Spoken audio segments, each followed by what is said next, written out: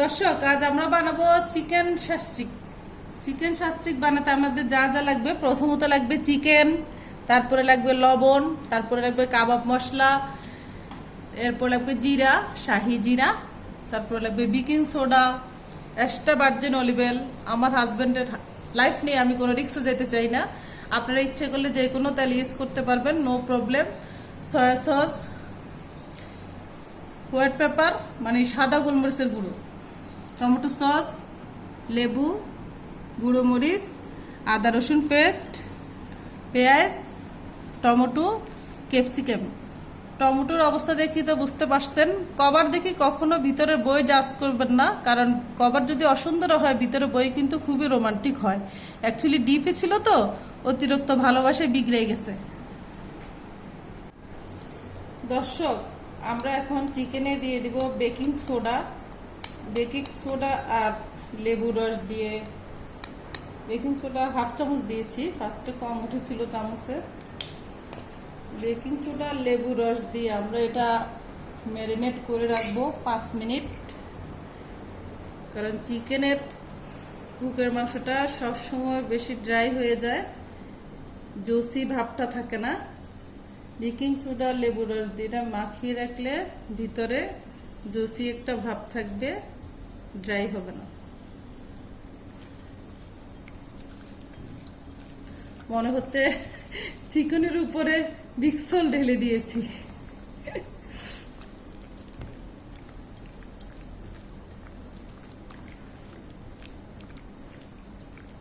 এভাবে চিকেনটাকে আমরা রেখে দেব 5 মিনিটস রেস্টে, তারপর আমরা আবার ফিরে আসতেছি। দর্শক, আপনারা যখন চিকেনটাতে লেবু রস আর বেকিং সোডা লবণ মাখাবেন, তখন আগে চিকেনটা কেটে নেবেন। চিকেনটা যেন কোনোভাবে পানি না থাকে, কেটে প্রয়োজনে টিস্যু দিয়ে ক্লিন করে নেবেন পানিটা, নইলে তেলের মধ্যে যখন দিবেন তখন ফুটতে থাকবে। তাহলে আমরা ধীরে ধীরে এখন সব মশলাপাতি দিয়ে দিই। চিকেন খুবই কম, তাই লবণটা হাফ চামচ দিলাম। কাবাবের মশলা আর জিরাটা আমি পুরোটাই দিয়ে দিচ্ছি, পুরোটাই লাগবে।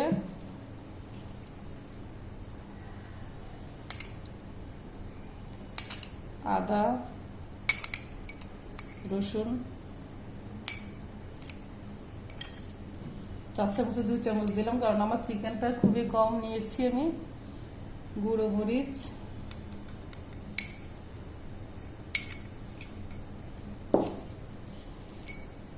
Sauce, tomato sauce,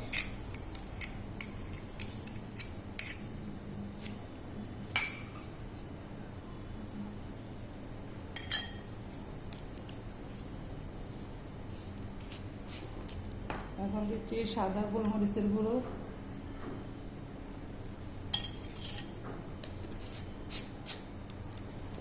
soya sauce. যারা কিডনি পেশেন্ট তারা সয়া সস থেকে বিরতি থাকবেন। সয়া সস কিডনিকে ড্যামেজ করে দেয়। আমি 4 চামচে 3 চামচ দিচ্ছি, কারণ আমার চামচটা খুবই সমান, সেই জন্য 3 চামচ দিয়েছি। আর যদি এটা একটু গর্ত থাকতো চামচটা, তাহলে আমি অবশ্যই 1 চামচের বেশি দিতাম না, পরে দেব। এখন এটা ম্যারিনেট করে ফেলতেছি। মশলা একটু বেশি বেশি মনে হচ্ছে না, কিন্তু এটা কাভার হয়ে যাবে যখন আমরা পেঁয়াজ, ক্যাপসিকাম, টমেটো দিব, তখন কাভার হয়ে যাবে। এখন দিব এক্সট্রা ভার্জিন অলিভ অয়েল,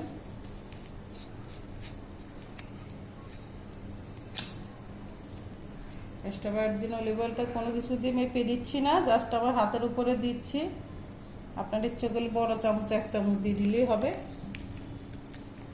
কারণ আমার এক হাতে মাংস, অন্য হাত দিয়ে চামচ দিয়ে দেওয়া সম্ভব হয়নি। এক্সট্রা ভার্জিন অলিভ অয়েল দিতে হবে এমন কোনো কথা নেই। আপনারা সোয়াবিন তেল, সরিষার তেল যেটা ইচ্ছে দিতে পারবেন, বাটারও দিতে পারবেন। আমি দিয়েছি। আমি, আমার হাজব্যান্ড, আমরা দুজন ডায়াবেটিস পেশেন্ট, দুজনের কথা চিন্তা করিয়ে আমি এক্সট্রা ভার্জিন অলিভ অয়েলটা ইউজ করছি।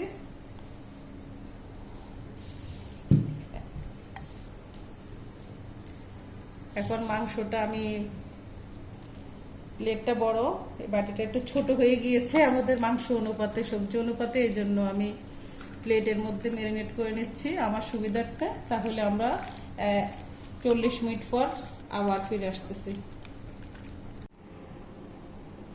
দর্শক, আমরা এখন বানাচ্ছি চিকেন শাস্ট্রিক। চিকেন শাস্ট্রিকটা রেডি করতেছি। আপনাদের কাছে পেঁয়াজটা কেমন লাগে? আমার তো পেঁয়াজ ভালো লাগে, পেঁয়াজের চাইতে আরো বেশি ভালো লাগে আমার ক্যাপসিকাম। তবে যারা অ্যাজমা পেশেন্ট তাদের জন্য বলবো পেঁয়াজটা খুবই উপকারী। আমি এখানে টমেটো দিয়েছিলাম, কিন্তু টমেটোটা ডিপের হওয়াতে এটার অবস্থা খুবই খারাপ, সেই জন্য টমেটোটা আলাদা করে সাইডে রেখেছি, একটু পরে ইউজ করব। লাস্ট মোমেন্টে কিংবা মাঝে মাঝে একটা একটা দিয়ে দিব আর কি। আজকে বাসায় নর্মালে টমেটো ছিল না, ডিপে ছিল, এই জন্য ডিপেরটা ইউজ করতে হয়েছে। আমাদের একটু জায়গা রাখতে হবে যেন কাঠিটা ননস্টিক পাইপেনে দিতে পারি, যেন নাড়াইতে পারি সুন্দর মতো, এই জন্য একটু জায়গা রাখতে হবে। টমেটোটা আমি আলাদা করে রেখেছিলাম, যেহেতু ডিপে ছিল এটা পানি ছেড়ে দিয়েছে। এটার মাথায় আরেকটা পেঁয়াজ দিয়ে দিচ্ছি, এটা ফিনাপ হয়ে যাওয়ার জন্য একটা রেডি হয়ে গেল। এভাবে করে আমরা সবগুলো রেডি করে ফেলবো। আপনারা কোনটা আগে দিবেন কোনটা পরে দিবেন সেটা একান্ত আপনাদের নিজেদের চয়েস হবে। আমি তো আমার মনের মতো করে সাজাচ্ছি, আপনারা আপনাদের মনের মাধুরী মিশিয়ে সাজাবেন। আমার টমেটোটার কারণে কিন্তু এত পানি বের হয়ে আসছে, নাহলে কিন্তু এত পানি বের হতো না। ওই যে টমেটোটা দিয়েছিলাম ডিপের, এটা চরম ভুল করেছি। আসলে ভুল থেকে তো মানুষ শিক্ষা নেয়। আপনারা এটা করবেন না আমার মতন, ডিপের কোনো কিছু ইউজ করবেন না। ডিপের ক্যাপসিকাম ইউজ করতে পারেন, নো প্রবলেম। আমি ক্যাপসিকাম ইউজ করছি, ওটাতে আমার কোনো সমস্যা হয়নি। আমার সমস্যাটা হয়েছে টমেটোটা দেওয়াতে। তাহলে আমি এই চিকেন শাস্ট্রিকগুলি কাঠিতে ঢুকানোর পরে আবার আসতেছি। দর্শক, আমি চিকেন শাস্ট্রিকগুলি রেডি করেছি। এখন তেলের মধ্যে দিয়ে হালকা আছে ফ্রাই করব। আর এগুলির কালারটা আরো সুন্দর হতো, বাট আমার ক্যাপসিকামটা ডিপ ফ্রিজে থাকাতে আর টমেটোটা ডিপ ফ্রিজে থাকাতে কালারটা পারফেক্ট আসে নাই। তো ইনশাল্লাহ আপনাদের জন্য অ্যাডভাইস, আপনারা ফ্রিজে রাখা জিনিস দিয়ে কখনো করবেন না, একদম বাজার থেকে আনা একদম ফ্রেশ জিনিস দিয়ে করার ট্রাই করবেন। একদম সুন্দর একটা কালার আসবে। তখন আপনারা মাঝে মাঝে গাজরও দিতে পারেন, সেটা আপনাদের পছন্দের উপর ডিপেন্ড করবে। গাজর স্লাইস করে দিতে পারেন, ক্যাপসিকাম দিতে পারেন, লাল হলুদ সবুজ অন্যরকম একটা কালার আসবে। তাহলে আমরা এখন কিচেনে চলে যাচ্ছি শাস্ট্রিকগুলি ফ্রাই করার জন্য। দর্শক, আমি পাইপেনে আগে যখন চিকেন শাস্ট্রিকটা রেডি করতেছিলাম তখনই আমি পাইপেনে এক্সট্রা ভার্জিন অয়েল দিয়ে রেখেছিলাম গরম হওয়ার জন্য তেলটা। এখন চিকেন শাস্ট্রিকটা দিয়ে দিচ্ছি।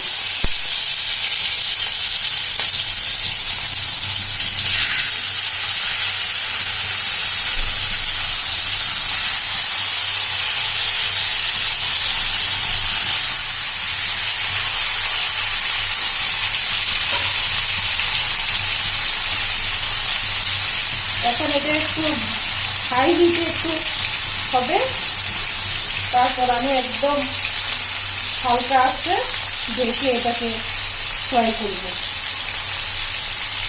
তাহলে এটা হাফ হওয়া পর্যন্ত আমরা অপেক্ষা করি, তারপর উল্টিয়ে দেব।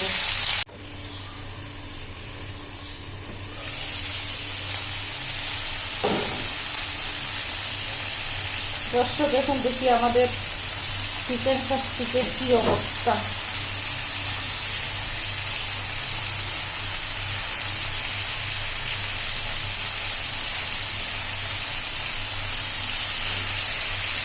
এখন আবার আমরা ডেকে দিচ্ছি ওই পিঠটা হওয়ার জন্য। আচ্ছা, একটু মশলা দিয়ে দিয়ে করি, একটু পানি ছেড়ে দিয়েছে, অনেক মশলাই রয়ে গিয়েছে, তাই একটু একটু মশলা দিয়ে দিই। তবে এই মশলাগুলো ফেলা যাবে না, এগুলি দিচ্ছে করলে আমরা বাঁধাকপি কুচিয়ে, গাজর কুচিয়ে, আলু কুচিয়ে সেখানে আর আদা রসুন এসব দিতে হবে না। এটা দিয়ে একটু ময়দা দিয়ে অনেক সুন্দর পাকোড়া বানিয়ে খেতে পারি। সেই পাকোড়ার মধ্যে একেবারে চিংড়ির কোপ্তার মতো ফ্লেভার আসবে। ব্রেনটা খাটাইলে হয়, কোনো কিছু আসলে ফেলে দেওয়ার না। তাহলে আমরা বাকিটা হওয়া পর্যন্ত অপেক্ষা করি। দর্শক, আমাদের চিকেন শাস্ত্রিক খাওয়ার জন্য রেডি হয়ে গিয়েছে। এখন আমি ডিশ আউট করে দিচ্ছি। ডিশ আউট করে আপনাদের মাঝে আবার ফিরে আসতেছি। আমাদের চিকেন শাস্ত্রিক বানাইতে অনলি 10 মিনিটস লাগছে। এর বেশি ড্রাই হলে এটা খেতে ভালো লাগবে না, জসি জসি ভাবটা ভিতর থেকে চলে যাবে। দর্শক, স্মৃতিরা এখনো মিছিল করে হৃদয়ের বাঁকে বাঁকে। একজাক সাদা পায়রা উড়ে যায় দূরে, বহু দূরে। মমতাময়ীর কিচেনে ইচ্ছে করলে তাকে স্পর্শ করা যায় না, ইচ্ছে করলে তার হাতে রান্না খাওয়া যায় না। যার নাম মৃত্যু। মৃত্যু বড় নির্মম, যে কেড়ে নিয়েছে মমতাময়ীকে। রান্না বান্নার সম্পর্কে সম্পূর্ণ অনভিজ্ঞ একজন মানুষ আমি। মায়ের অনেক আদরের, মায়ের উপরে একেবারে ডিপেন্ডেন্ট ছিলাম। তাই আমার সকল ছোট্ট ভাই বোন বন্ধুদের বলবো, মা জীবিত থাকতে মায়ের কাছ থেকে রান্না বান্না শিখে নাও। কারো উপর এতটা নির্ভরশীল হয়েও না যে সে মারা গেলে আশ্রয়হীন হয়ে পড়তে হয়। তো দর্শক, ভালো থাকবেন। আমাদের চিকেন শাস্ত্রিক কেমন হলো অবশ্যই জানাবেন। আর আগেও বলেছি, আবারও বলতেছি, আপনারা ডিপ ফ্রিজ থেকে কোনো ক্যাপসিকাম টমেটো ইউজ করবেন না। তার জন্য আমার চিকেন শাস্ত্রিক কালারটা পারফেক্ট হয়নি। আশা করি ক্ষমা দৃষ্টিতে দেখবেন। ভালো থাকবেন। আল্লাহ হাফেজ।